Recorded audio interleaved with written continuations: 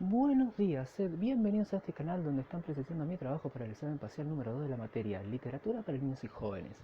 Mi nombre es Jarque José Miguel y soy alumno del profesorado para la educación secundaria en lengua y literatura en el Instituto San Fernando Rey, Resistencia Chaco. Comencemos. Este es mi trabajo. No es cierto, es este. ¿Y de qué trata? De un itinerario de lectura centrado en los personajes como su complejidad discursiva.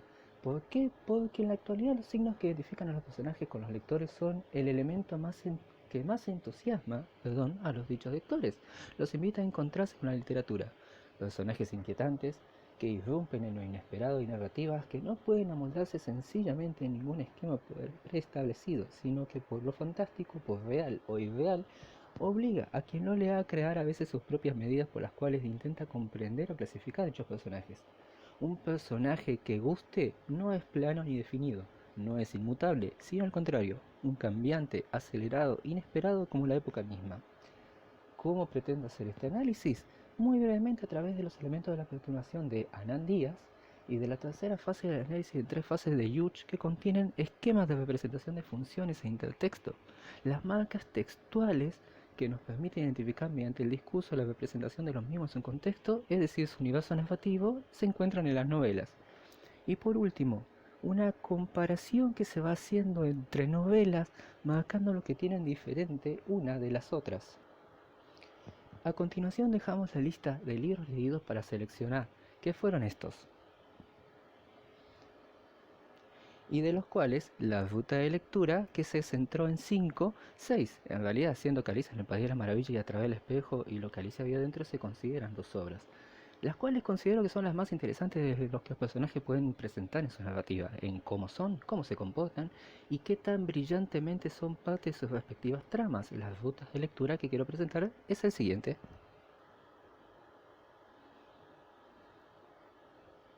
Con bastante frecuencia nos encontramos con libros de calidad literaria considerados universales, porque el nivel del lenguaje que se utiliza no es ni rebuscado ni nos conceden estereotipos, y porque desde el nivel estructural un personaje parecieran dos, dependiendo de lo que viva en su universo narrativo, y este es el caso de la niña protagonista de esta novela.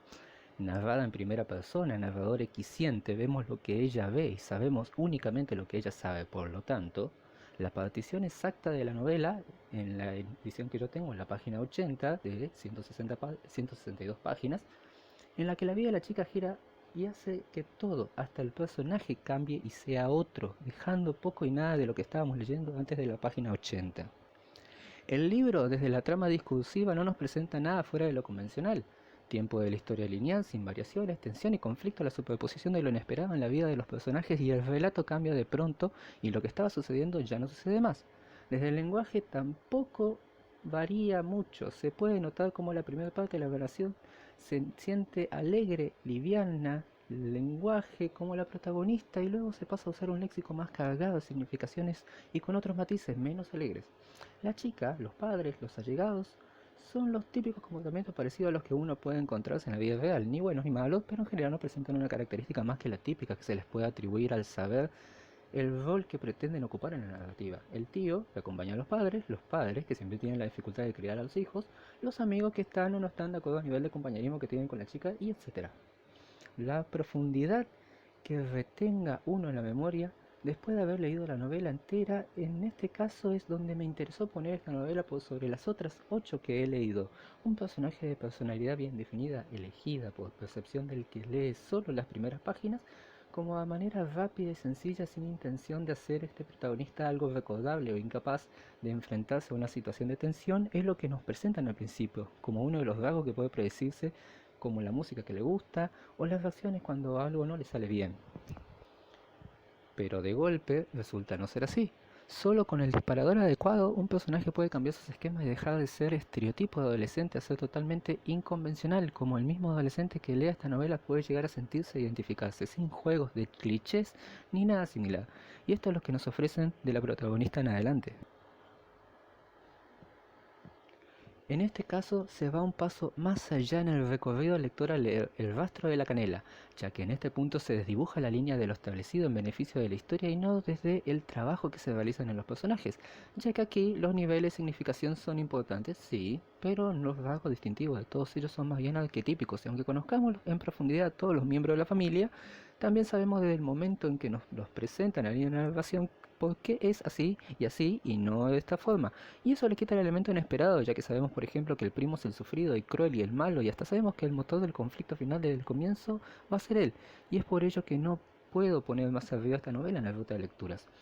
E inclusive no destaca en su secuencia narrativa lineal, con inicio, conflicto y desenlace, ni propuesta histórica que rompa el evidente orden de los esquemas de prop propuesto en Yuch.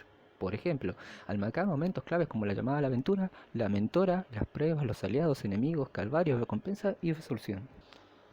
En este caso es la intertextualidad, o mejor dicho, la copresencia de la historia en la historia creada en la novela, la que despierta mi interés como lector y compensa, por un lado, la asociación un tanto aleatoria de caracteres, los personajes que se cargan de atributos que de acuerdo al contexto en que se desarrolla la novela son poco verosímiles. Entiéndase. Por ejemplo, la negra esclava, pero amiga de la protagonista a tal punto que se toma ciertas licencias, que hoy en día es un cliché de serie, pero por eso mismo está en sintonía con lo que estamos acostumbrados. Y la libertad de la autora de crear una historia típica de novela romántica en un contexto que incluso convirtiendo la misma a base de referencias históricas de ambiente y nombres, es un gran hipertexto de la época de Mayo. La novela cumple el cometido de estilo de un hipertexto como para involucrarme activamente a mí como lector, ya que una vez terminada la lectura, a mí personalmente me hizo googlear los nombres de los protagonistas para averiguar si estaba en presencia de una novela histórica o no.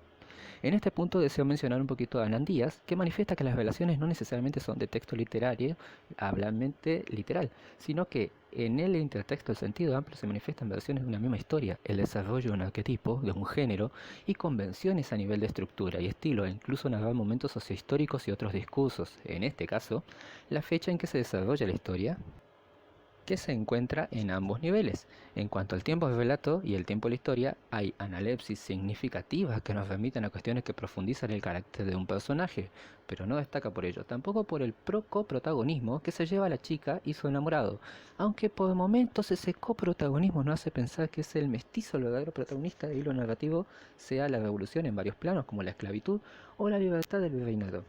Y aunque el narrador sea omnisciente y sepa pasado y futuro, no se nos revela más que la historia focalizada externamente. Por lo tanto, la narración parece ser lineal, pero no. Más bien es concéntrica, porque de donde se te posiciones en la historia el foco va a ir hacia el centro, un recurso temporal usado pocas veces en las novelas. Tiene un bien trabajado entramado de referencias que en realidad están en el segundo plano, porque saben como lectores que ya tenemos ciertos datos históricos que no son necesariamente necesarios volver a contarlos. No es un libro de historia y a pesar de ello te ubica con exacta precisión en el tiempo.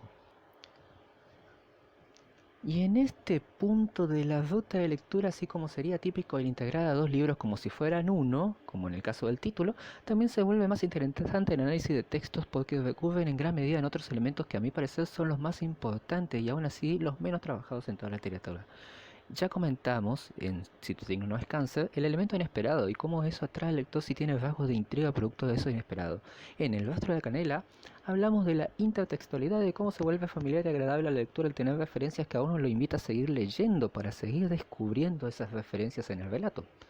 Pero en estos dos libros sucede que tienen mucha intertextualidad, ya que son de otra época, o otro contexto quizás completamente desconocido al lector de hoy en día, y que en estos tiempos también lo fue para nosotros en un menor grado. Y por supuesto juegan mucho con la intriga.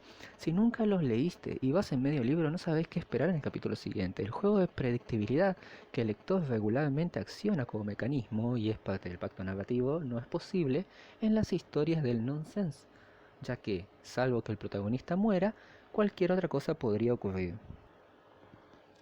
Y al comentar el pacto de predictibilidad y la posibilidad y la imposibilidad de poder hipotetizar sobre los siguientes hechos o secuencias narrativas al momento de llevarlas en estas novelillas, es que nos metemos de lleno en el terreno de la perturbación propuesto por Hernán Díaz. Y el motivo concreto por el que propuse esta mitad de ruta está dos novelas y sus puestos siguientes a las que seguirán después de esta. Hay dos planos en el que se corren en paralelo con el plano del relato lineal de los hechos, que es una de una niña que cae en un mundo totalmente atípico y sin sentido, de locos. El plano lingüístico y el mundo de la ficción inestable.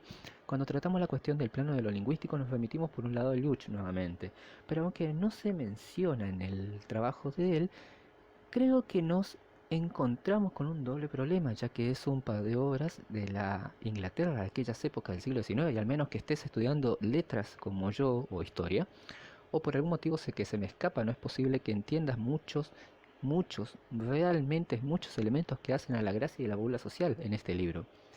Aunque en algunos esfuerzos podamos rescatar varios chistes por atemporales o porque a pesar de ser el nuevo milenio, un lector aún pueda identificarse con, por ejemplo, la imposición arbitraria de las reglas de conducta a un niño, el respeto hacia los mayores, y nos hagan sentir o recordar un poco el cómo nosotros también vivimos ese sinsentido en nuestra infancia por desconocimiento.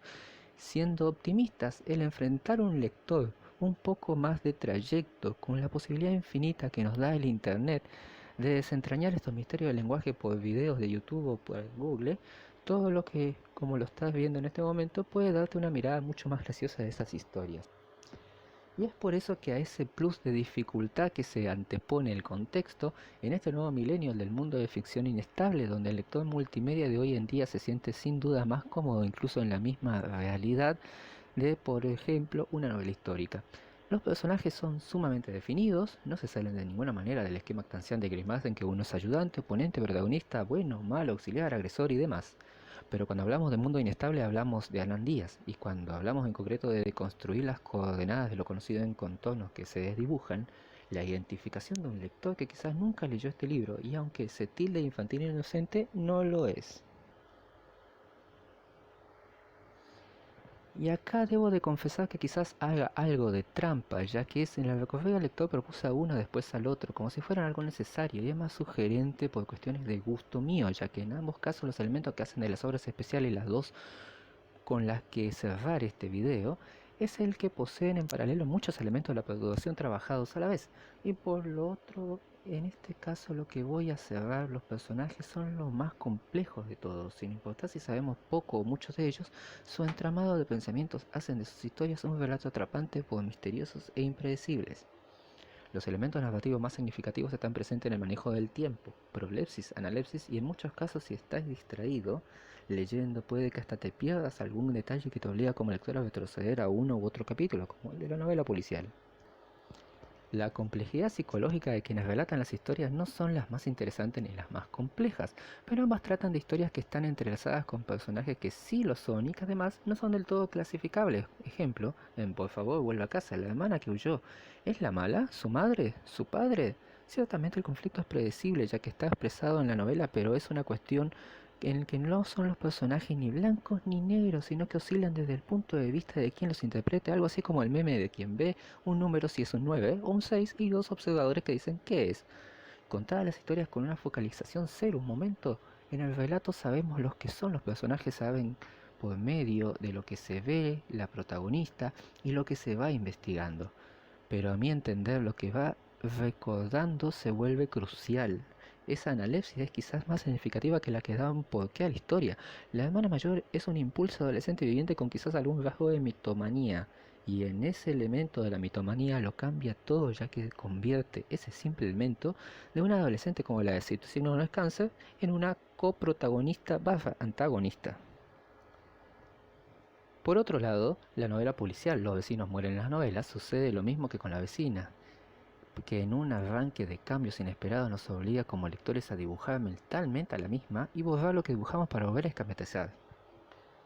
Lo que a mí particularmente me agrada de las dos novelas es que no tienen forma de tener una continuación, una secuela o algo similar. Cuando la historia es redonda y cierra, entiéndase, no hablo del final abierto, cerrado o inesperado, hablo más bien de cuando todo lo que debía de contarse se ha contado.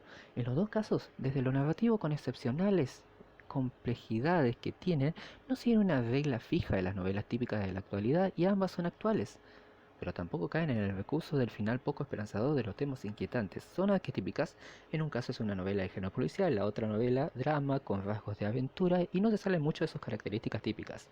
Pero el rasgo de la perturbación que les tiene leyendo al lector, el de la exploración psicológica y el develado de capas y capas de los personajes que más y más te interesan y cuando más o menos ya tenés un esquema mental armado de quién es quién, te dan otra capa más.